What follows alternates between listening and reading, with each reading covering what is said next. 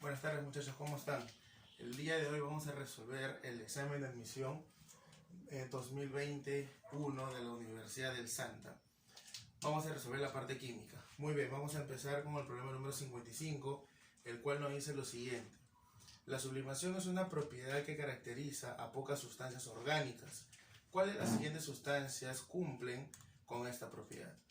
Bueno, tenemos en la clave A la acetona, la clave B tenemos el antraceno, la clave C sale el naftaleno, la clave D el fenol y en la clave E tenemos al benceno.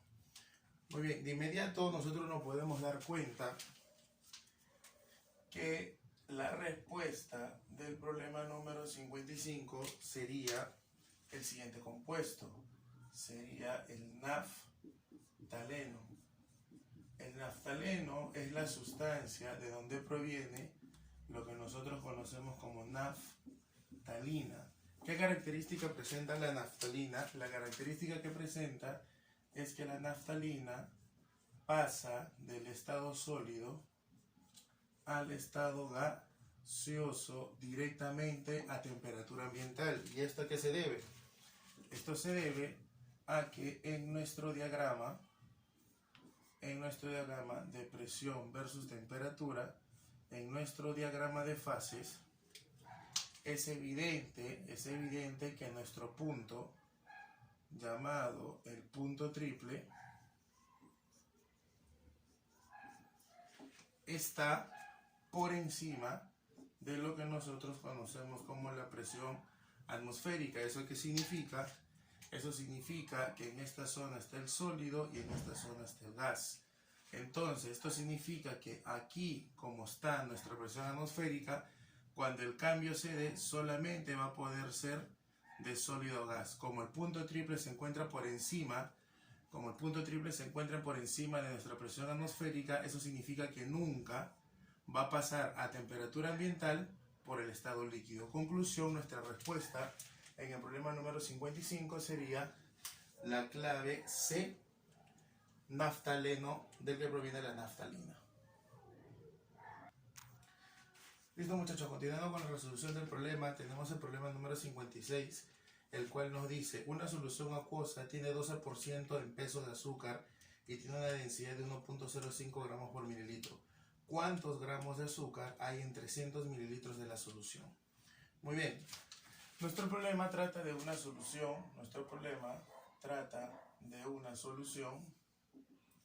en donde nosotros tenemos azúcar y evidentemente tenemos agua. Definiendo que nuestro azúcar va a ser el soluto y que el solvente va a ser el agua. El dato del problema nos dice que tenemos un porcentaje en masa de soluto del 12%. También nos dice el problema que la densidad de la solución es de 1.05 gramos por mililitro. Y la pregunta del problema es, ¿cuántos gramos de azúcar hay en 300 mililitros de solución? Entonces, nos están pidiendo cuál es la masa del soluto si el volumen de la solución es de 300 mililitros. Muy bien, como nosotros observamos que tenemos la densidad de la solución y el volumen de la solución, lo que nosotros podemos aplicar acá es nuestra definición, que densidad de solución es masa de solución sobre el volumen de la solución. Y entonces, la masa de la solución estaría dado por la densidad, que me la dan de dato, que es 1.05 gramos por mililitro, por el volumen de la solución. El volumen de la solución lo tenemos, es 300 mililitros. Muy bien. Se va en las unidades y entonces la masa de la solución que obtendríamos sería de, calculamos, 1.05 por 300 y tendríamos 315 mililitros. Gramos, disculpen. 315 gramos. Por lo tanto, el problema ya está prácticamente terminado debido a que nosotros tenemos cuánto es el porcentaje en masa del soluto, que sería el azúcar. Por lo tanto, la masa de soluto, que sabemos que es la masa de azúcar, es solamente el 12% del total, que es 315 gramos. Y entonces tendremos que calcular 315 por 12 entre 100. Y tendríamos 37.8 gramos como respuesta. Revisando nuestras claves, sería la clave B. Nos piden determinar la cantidad de subniveles D que están completamente llenos en un átomo con número atómico 87 y carga más 2. Muy bien. Lo que vamos a hacer es configurar entonces nuestro átomo 87 con carga más 2. Ahora, lo que nosotros tenemos que recordar es que cuando tenemos la configuración de un catión, lo que tenemos que hacer primero es la configuración electrónica de un átomo neutro.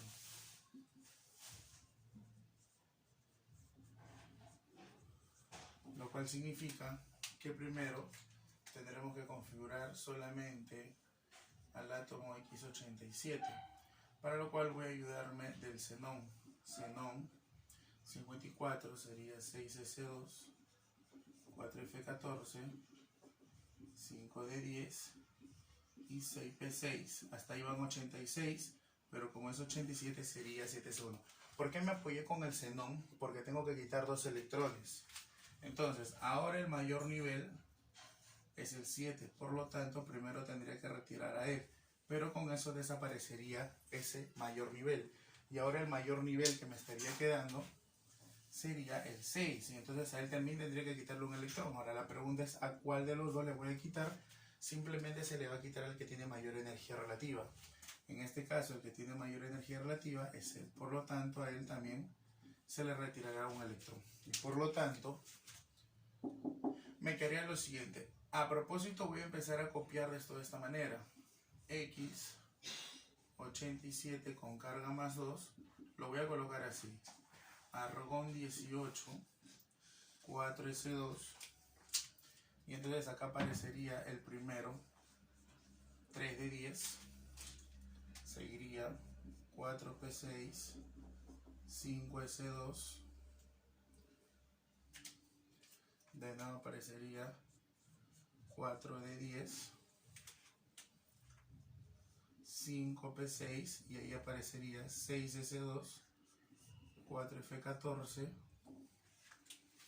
aparecería de nuevo 5D10, y ahora simplemente aparecería 6P5.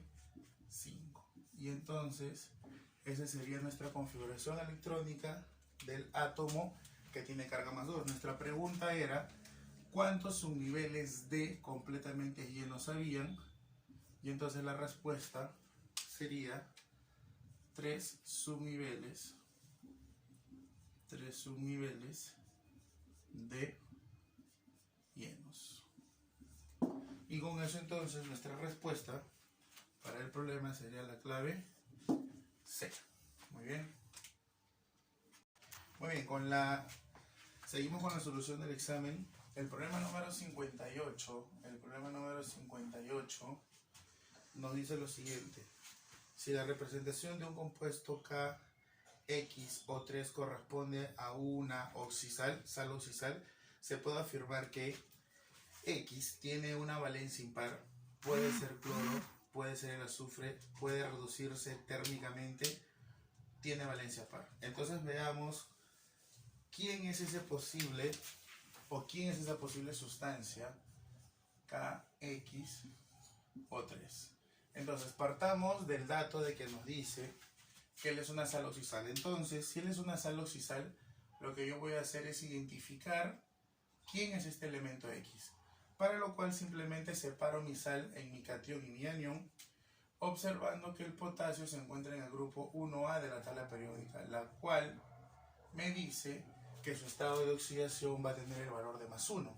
Entonces, si él tiene +1, nosotros sabemos por la regla de la identificación del estado de oxidación que todo lo demás debería ser cero. Por lo tanto, con eso llegaríamos a la conclusión de que el anión debe tener carga -1 para que -1 más 1 me dé 0. Y entonces nosotros podemos ya empezar a deducir quién es esta sustancia. Recordemos que esta sustancia proviene de un ácido oxácido, donde la carga -1, ya nosotros sabemos que es el resultado de la cantidad de hidrógenos que se le retiró al ácido. Entonces, nosotros podríamos decir que nuestro ácido oxácido tendría que tener esta forma.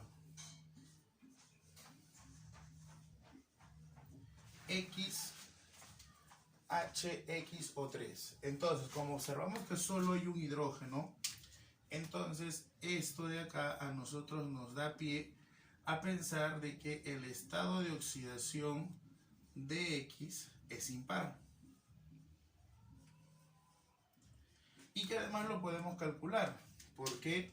Porque esto de acá tendría que ser igual a X más 1 sobre 2. Por lo tanto, de acá podríamos obtener que X más 1 sobre 2 es 3. Por lo tanto, X tendría que ser más 5. Y entonces ya tendríamos información de lo que podría ser el elemento X. Vamos a ver.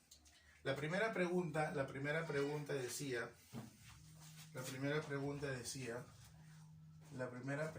decía, ¿tiene una valencia impar? La respuesta es verdadera.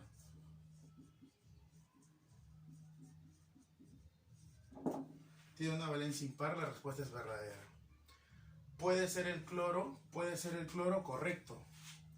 Puede ser el cloro. Debido a que el cloro tiene 1, 3, 5 y 7. Y entonces, como nuestro estado de oxidación está resultando 5, podría ser que el cloro esté trabajando con su tercer valor. También nos dice, puede ser el azufre, eso es falso. Eso es falso. ¿Cómo puedo deducir de que esto es falso?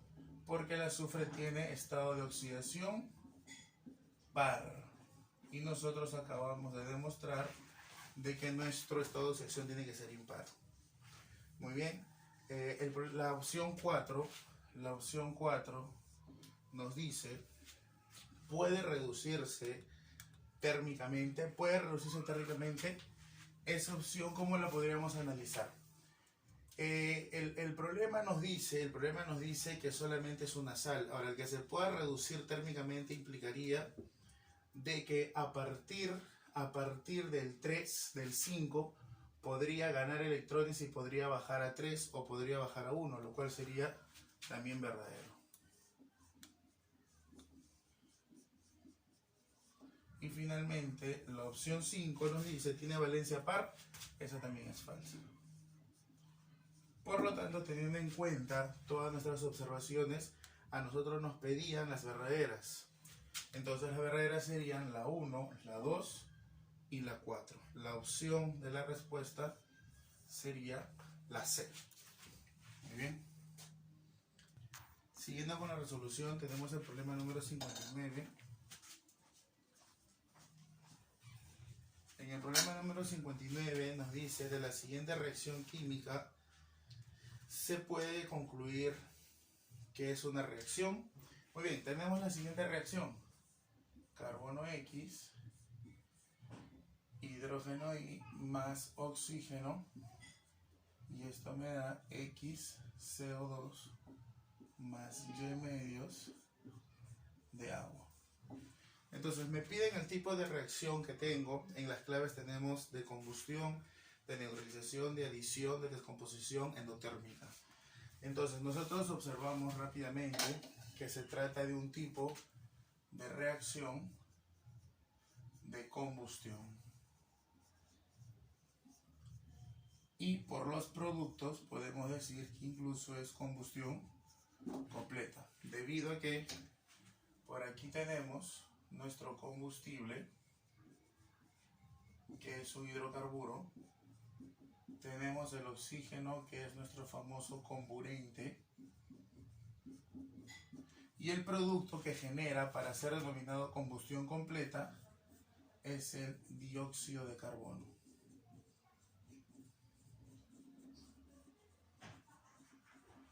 Más agua. Entonces, debido a que el producto es el CO2, entonces es una combustión del tipo completa.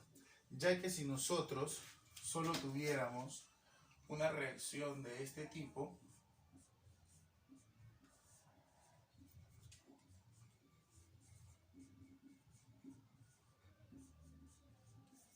en donde tendríamos como producto al monóxido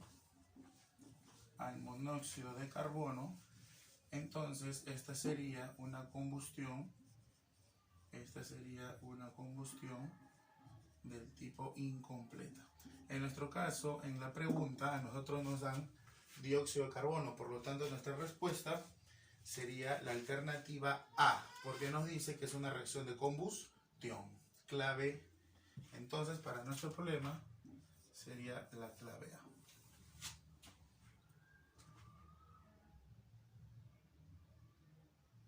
Bueno, continuando con el problema número 60, nos dice: un alcano tiene la composición en peso de 80% de carbono y 20% de hidrógeno. Indicar la fórmula del alcano.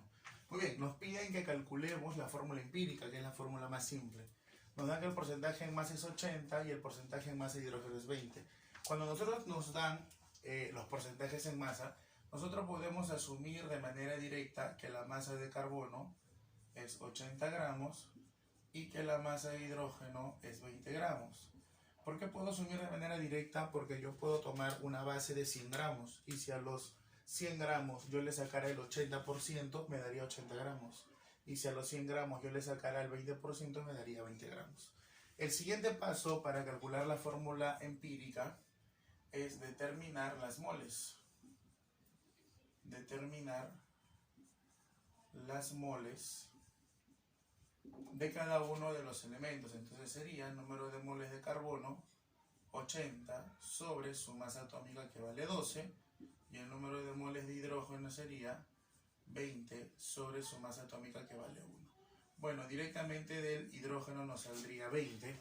En el caso del carbono nos estaría saliendo 80 entre 12, nos estaría saliendo el valor de 6,667. Ahora, lo que se tiene que hacer como siguiente paso es hallar el menor. En este caso, el menor es él. Y lo que tenemos que hacer ahora simplemente es dividir todas las moles entre el menor. El resultado de esa división, el resultado de esta división va a ser el famoso subíndice de la fórmula empírica.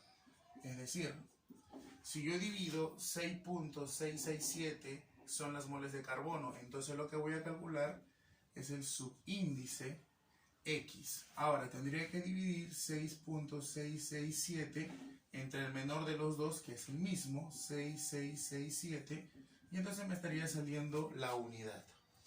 De igual manera, divido para el hidrógeno, entonces estaría calculando Y, sería 20 entre 6667, y el valor me estaría saliendo 2,99. 2,99, que lo podemos aproximar directamente con 3. Por lo tanto, la fórmula empírica, que es la fórmula más básica, ¿cuál sería? Carbono, X vale 1, e hidrógeno, Y vale 3. Ya obviamente nosotros sabemos que cuando el carbono vale 1 no se coloca, entonces simplemente lo que estaríamos obteniendo sería el famoso CH3. Con esta condición, nuestra clave en el problema podría ser lo siguiente. No tenemos en las claves el valor del CH3. Tenemos en las claves el valor del CH4. Tenemos en las claves el C2H6. Tenemos en las claves el C3H8, tenemos en las claves el C4H10 y tenemos en las claves el C5H12. Ahora, observamos que en nuestras respuestas no aparece ninguno de ellos, debido a que es la fórmula empírica. Ahora, si a nosotros nos piden una fórmula del alcano, como primera opción pensaríamos en la empírica, pero al ver que no hay respuesta, entonces podríamos determinar la fórmula molecular. Y la fórmula molecular simplemente es un múltiplo entero de la fórmula empírica. Observamos que este alfa puede ser un valor de 1, un valor de 2, un valor de 3, un valor entero. Observando rápidamente las claves, veremos que la única opción que guarda una relación con esta base de 1 a 3 sería nuestra opción B, en donde estaríamos utilizando el valor de 2 y por lo tanto la fórmula empírica sería 2 veces CH3, con cual tendríamos la respuesta del C2H6 y con eso tendríamos como respuesta nuestra clave B. Muy bien. Bueno, continuando con la solución, tenemos el último problema, 61. De los siguientes compuestos, ¿cuál corresponde a un glicol? Un glicol. ¿Qué es un glicol? Un glicol es conocido también como un diol. Es decir, es una cadena de carbonos que presenta dos OHs. Pero como es de la familia de los alcoholes, entonces tenemos que tener en cuenta que para que sea también considerado un alcohol, el OH debe estar unido a un carbono del tipo saturado. Es decir, lo siguiente. Primero, para que sea un alcohol, la condición suficiente y necesaria es la siguiente: que nuestro OH, que es el característico del alcohol, que el OH esté unido a un carbono del tipo saturado. Es decir, un carbono que solamente tenga enlaces simples. Ahora, si nosotros observamos nuestras respuestas, en el caso de la letra A, tenemos una sustancia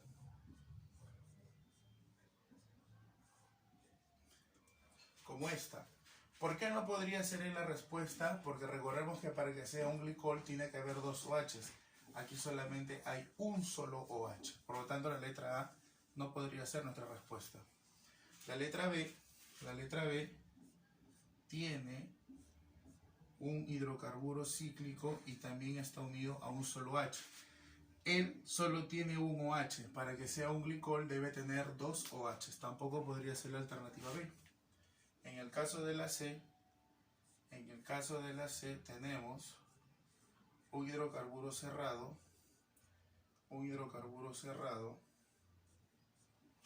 con dos OH. Entonces, la clave más próxima sería esta de acá. Primero, que me está cumpliendo la condición de que tiene dos OHs. Ya tenemos dos OHs. Ahora, la segunda condición es que para que él sea un alcohol, estos OHs deben estar unidos a un carbono saturado. Estos OHs de acá están unidos a este carbono. Y estos dos carbonos observamos que solamente presentan enlace simple. Simple. Por lo tanto, él es el que se acercaría más a un glicol. Pero analicemos todavía la alternativa D y la alternativa E. La alternativa D,